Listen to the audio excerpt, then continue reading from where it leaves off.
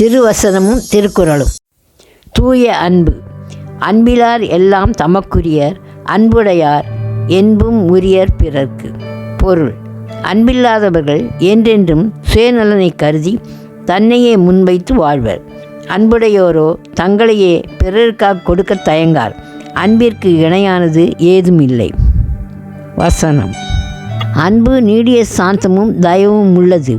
அன்பு சகலத்தையும் தாங்கும், சகலத்தையும் விசுவாசிக்கும், சகலத்தையும் நம்பும், சகலத்தையும் சகிக்கும். அன்பு ஒரு காலம் ஒழியாது. 1 கொரிந்தியர் 13ஆம் அதிகாரம். கர்த்தராகிய இயேசு கிறிஸ்து, நான் உங்களில் அன்பாயிருக்கிறது போல நீங்களும் ஒருவரில் ஒருவர் அன்பாயிருக்க வேண்டும் என்பதே என்னுடைய கற்பனையாயிருக்கிறது.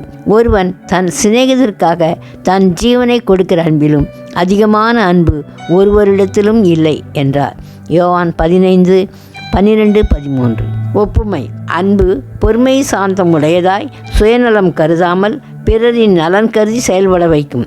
அதற்கு இணையானது ஏதுமில்லை என்ற கருத்தையே இக்குறட்பாவும் கூறுகிறது.